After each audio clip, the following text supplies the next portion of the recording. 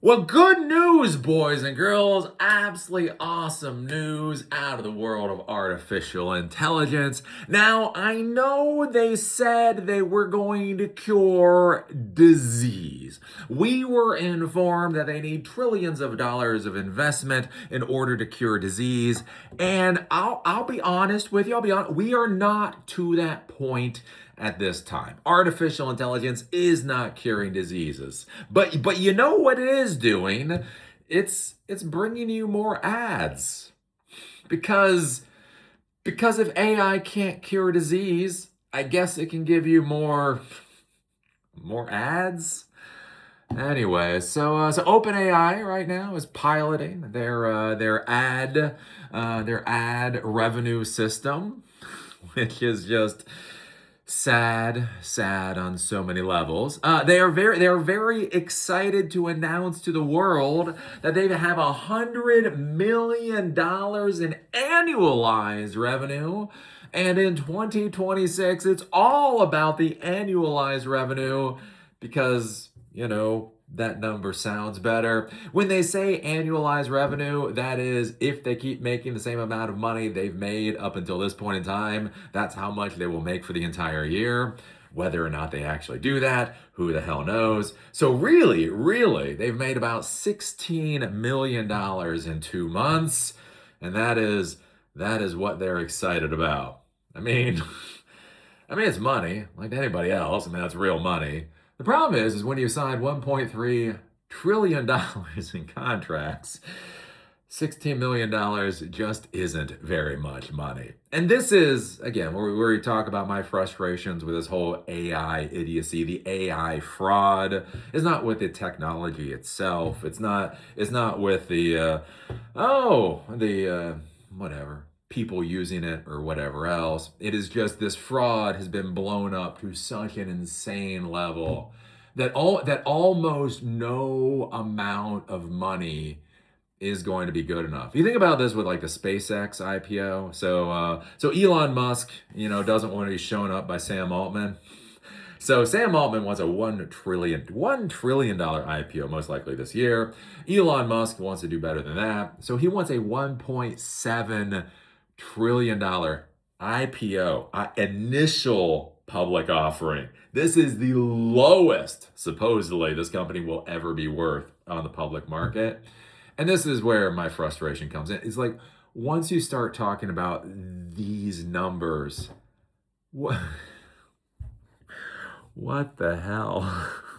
What the hell? But anyways, yeah, so OpenAI, right, they are desperately trying to find revenue at this point in time. Because although, again, this is kind of the interesting thing, right? The CFO of OpenAI came out very proudly announced to the world that their potential for monetization is like a spinning Rubik's Cube. Literally came out of the mouth of the CFO of OpenAI. Basically, where there's billions and billions and billions of possible ways that they could earn money. And out of all those billions of possible ways they could earn money, ads. Ads seems to be the route that they're going down. And this is just kind of curious to look at and just realize, right, this is all just not going to end very well. From CNBC, OpenAI ads pilot tops $100 million in annualized revenue in under 2 months. Again, notice words that these companies use in any particular time period. Currently, annualized revenue is the sexy way to try to lie to people. OpenAI's nascent ad business has surpassed $100 million in annual recurring revenue less than 2 months after launching its pilot in the U.S., according to a spokesperson. The AI startup said in January that it planned to test ads with its free users and ChatGPT Go subscribers in the U.S., potentially opening up a lucrative new revenue stream.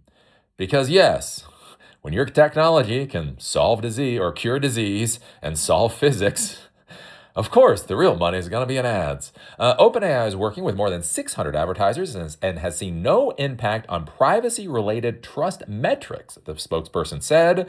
Maybe because we don't trust any of you bastards anyway. I think that's one of the interesting things. They're like, this has not affected our users' trust in any way, shape, or form. Because the fuckers don't trust us. They didn't trust us yesterday, and they don't trust us today. Ergo, Ergo, trust level has not been diminished. Like, oh, yeah, I mean, that is true.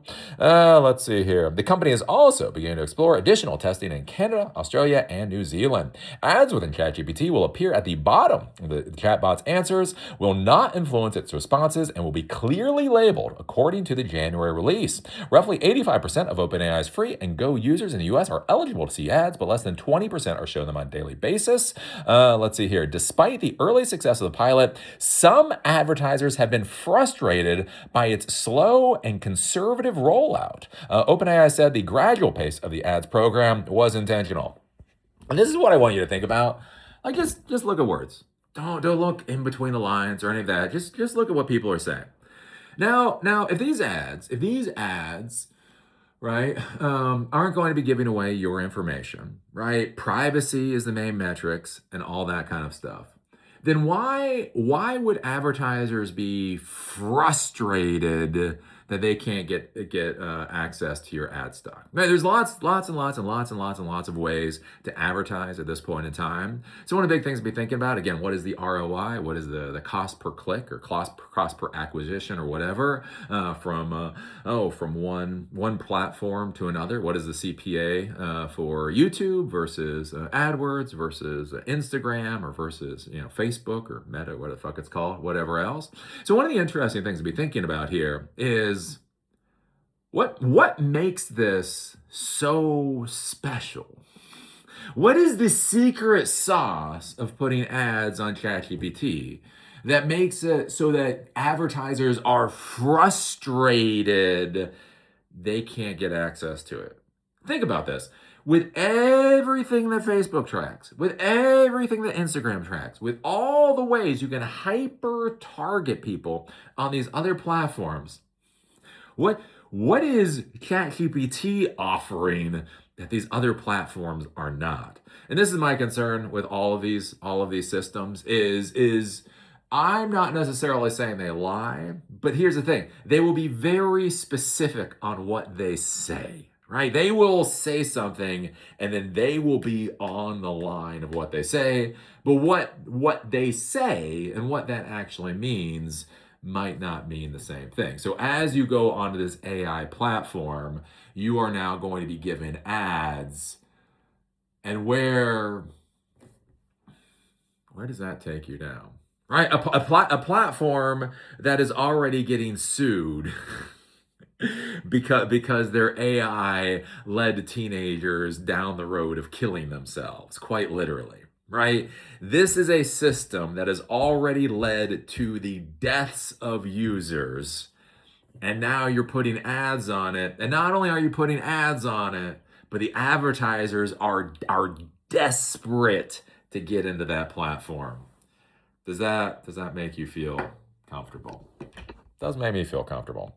Quote, we're in the early testing phase of ads in ChatGPT, and the goal right now is to learn and refine the experience for consumers before expanding it more broadly. We're encouraged by early signals from users and participating brands and continue to see strong interest from advertisers. So yeah, I don't know. That's where we're going with OpenAI and ChatGPT and their advertising model. So they're pushing it out. Not very many people are seeing it yet, but apparently they're making about $8 million a year or a month off of the ad revenue up until this point in time. So we will see how this goes into the future. I would be concerned about it just with the types of information that you put into ChatGPT, because remember, ChatGPT is supposed to be about answering questions, right? So if you have a question about depression, if you have a question about eating disorders, if you have a question about your marriage, right? This is the type of place where you would plug it in and wouldn't necessarily think about it being tracked. And then the question here too is like, and then how is that being tracked? Again, even basic tracking mechanisms, like there's so many sites out there, there's so many companies out there that own so many websites, right? So if you click on an ad, that's going to have a little tracking link, just a link, right? So basically when you click on the ad, it's going to say what campaign it comes from, what site it comes from, all that kind of stuff. So you can track how your campaigns are doing. But one of the curious things about that is with that, you can track users over the internet, right? So if your company either owns a few dozen or has access to a few dozen or to a few hundred or to a few thousand websites, when people click the ads, they're going to be able to see these people coming in. So they're going to be able to grab your IP address, right? They're going to be able to grab your IP address. They're going to be able to grab your browser. They're going to be able to grab your operating system and a few other things. So they're going to be able to fingerprint you. So they can fingerprint you, right? They can see that you're coming in from a ChatGPT, and they can see, again, with these tracking links, that you're coming in to look at these different things.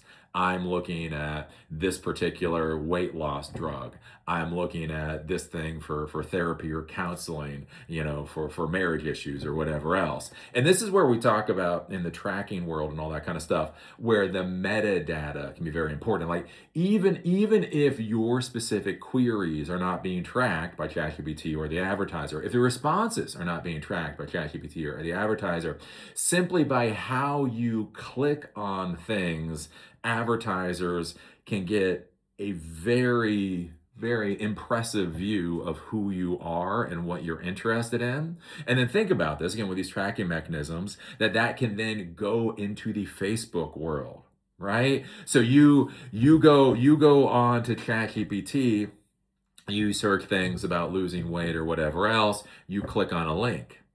You've now been fingerprinted. You now go to Instagram. All of a sudden, the ads in your feed are for weight loss drugs or things like that.